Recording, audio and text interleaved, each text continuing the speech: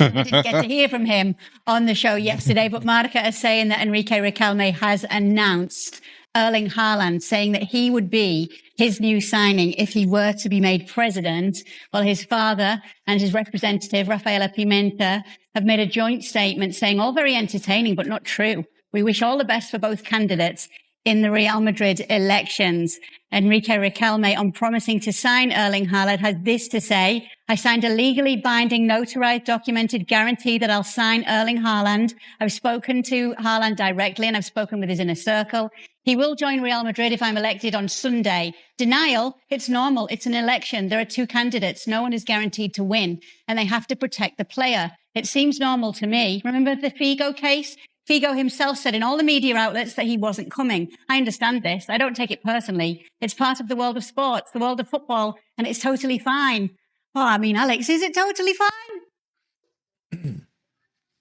Yeah, I think Riquelme, to be honest, I've got to say, my perspective is I think he's handled himself really well, mostly in this campaign. I think he's had a near impossible task in terms of challenging Florentino Perez. The biggest challenge for him has been getting his name out there, firstly, in terms of name recognition, people knowing who he is and what he's all about. Because, Florentino, everybody knows. Riquelme was an unknown, really, here in Spain. He isn't anymore. He's been doing this press tour. He's been going on, the biggest TV shows in Spain, the biggest podcasts in Spain. He's been traveling around the country today, meeting Peña's fan groups as well.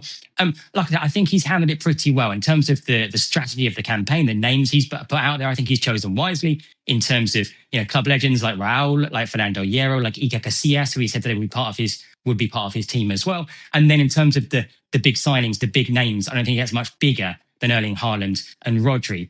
I agree with what he says in that the denials don't surprise me at all. I think that's inevitable. I think you're always going to get that. He mentioned the similarities with the famous Luis Figo case with Florentino back in 2000, and there were denials then as well. And Figo did indeed join Real Madrid from Barcelona. I'm not saying that Haaland and Rodri are going to join Real Madrid. I'm not sure that they will, but the denials themselves do not surprise me. And I know it might sound outlandish, but all I would say is that Riquelme, this is a serious guy. This is a very successful businessman who's got to where he's got to in his field of renewable energy. He's 37 years old. He's got this company, international, hundreds of millions of dollars, just to get into this position to be in this race, to meet the requirements. He had to get to a bank guarantee worth hundreds of millions of euros. And he got that based on his wealth and that of his company. Like, this is a serious guy. And so I don't think, and I've been led to believe from talking to people, that he's going around making these things up. There have been conversations with Rodri's camp. There have been conversations with Haaland's camp as well.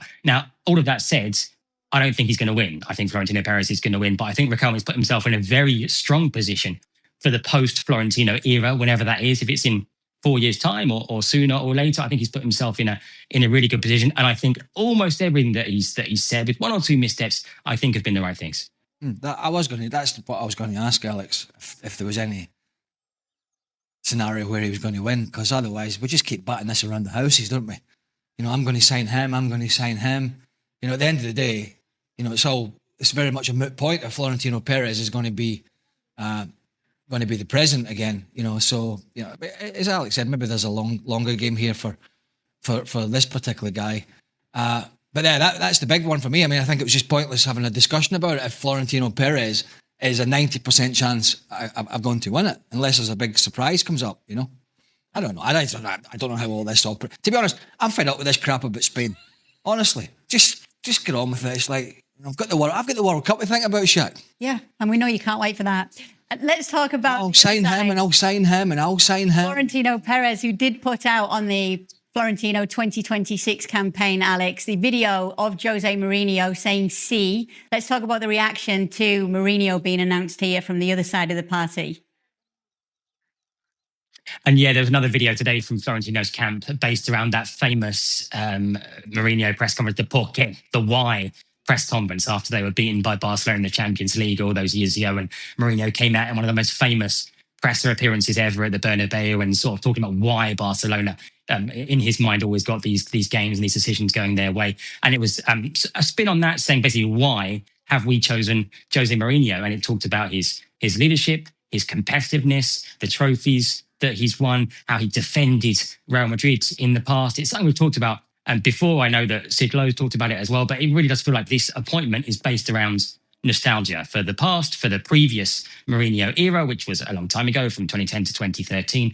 And it was worth sort of picking up on that post that I mentioned, talking about his achievements, and it had clips of him on the touchline. It was all focused on the Mourinho of 15 years ago, 10 or more years ago, not the Mourinho of today. It was Mourinho's golden era, which it feels like is in the past. Look, he's always been a divisive figure among Real Madrid fans and in Spanish football. A lot of people absolutely love him. They worship him. They loved what he did in terms of standing up to Pep Guardiola's Barcelona. Other Real Madrid fans, including Enrique Riquelme, who's talked about this during this campaign, say they kind of weren't as comfortable with the way that he conducted himself and whether he fit in with the values of what they consider Real Madrid to represent. I've got to say, as a neutral, as a journalist, as somebody, for me, it's all about obviously the stories. It's going to be a lot of fun. It's going to be box office. It's going to be brilliant having Jose Mourinho back here. That's not the same thing as saying that he's going to be a success as a coach, because I'm not sure if he is. Listen, I still have my doubts as to whether Jose Mourinho is the right choice. You can make that argument, kind of give him somebody indisciplined within that dressing room. But in terms of maybe getting that dressing room back in line, you make that argument in terms of delivering silverware that Real Madrid have now gone 2 seasons without. I'm not sure he's the right choice. A step in the right direction, but not far enough where Real Madrid want to be. It's been some time since Jose has lifted silverware, and I kind of have my concerns given how well Barcelona can continue to run. But Florentino Perez has kind of staked his claim here with Jose. We'll see how it pans out. But again, I'm not overly convinced. What would you like to see him do with this Real Madrid team that he'd be inheriting here, Craig? You've watched them so closely last year. You've seen all their troubles. Well, I'd like to see them play some better football, but that's not a managerial appointment that would accelerate that process. Certainly not if history would tell you anything. But I'd like to see him get hold of the dressing room and be the beacon of strength. And I would like to see Florentino Perez have the manager's back, which he probably did with Ancelotti because he really respected him and rightly so, and probably didn't so much with Xabi Alonso, and therefore the player power and the egos within that dressing room, they ran amok. The lunatics were running the asylum in the end. Players were not quite doing what they wanted, but quite close to it. Even under Arbeloa, it was kind of similar because they knew he was pretty weak in that position. So I'd like to see a manager at least have the strength to get the dressing room together, because without a dressing room together, fighting in the same direction for a common goal and all that sort of cliche, which Barcelona are, then success is going to be difficult. So you can't, it's almost like you've got to learn to walk before you can run. And it's the basics in football. Always start with hard work. They always start with the dressing room, with the squad, not an individual. People may think, Mbappe, Messi, blah, blah. They all had support networks. Messi had support networks. Argentina didn't win the World Cup because of Messi. They won it because they had Messi and a bunch of other good players, particularly hard-working players. And that balance was right. Scaloni got it right. And so it all starts with the basics. The respect, the dressing room, the training, the work rate. And then after that, the talent comes through. Real Madrid, some of their players think it works the opposite way. And if Mourinho can't get the players to dial into that, and Hansi Flick and Barcelona continue to do what they're doing, Real Madrid will play second fiddle at best again. So that's what I'd like to see. I want to see Mourinho take hold of this dressing room and the players to follow that. Not the players to say, we don't do it that way. We didn't like what Xabi Alonso was doing. We didn't like what Carlo Ancelotti was doing in the last season. We do it our way. If that's the case, more problems are ahead for Real Madrid. So my concern around that, and Craig's absolutely right, but you've got a Kylian Mbappe, and there's been a stat making the rounds about how infrequently he defends as compared to everybody else in world football. It seems he's and he'll do that for France. And he'll do the same thing for France in the summer, and he'll be allowed to do it. But Deschamps has a way of putting the pieces around Kylian Mbappe to make it work for France. We saw that in 2018. We saw that again in 2022. Do Real Madrid have those pieces? Again, I'm not sure. A national team setting, very different from a club setting. You've also got Vinicius Jr., who, as far as I'm aware, has not signed a new contract, has a year to go. That's an issue. So now, as much as Mourinho may want to come in and kind of, rule with an iron fist and get the discipline right, Vinicius could just throw his hands up and say, well, listen, I'm gone in a year anyway. So how do you manage that with those two players, two very different circumstances, but huge problems that between Ancelotti and Xavi Alonso, they just have not been able to figure out. How do you and Alex maybe can answer this? How do you manage, Alex, the situation for starters with a player in Vinicius Junior who has had his issues in the last 18 months, both on and off the field, with managers and the crowd and his form? How do you manage a relationship between himself and the potential new manager, bearing in mind the incident we saw that was very public in the game against Benfica and Mourinho's words in the preceding 48 hours after that? How do you reconcile that with this player?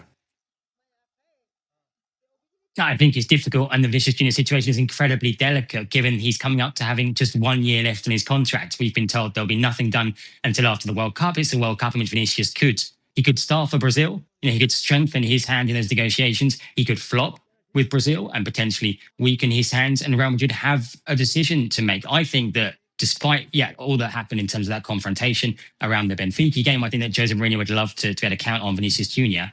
But up to what point can you do that when you're into the last year of your contract and you're a player of this caliber? I think Real Madrid have a huge decision to make ahead of next season in terms of, do they give him a new deal? I think that's still probably the most likely scenario. But right now we can't rule anything out because, like I say, the clock is ticking. There is no movement.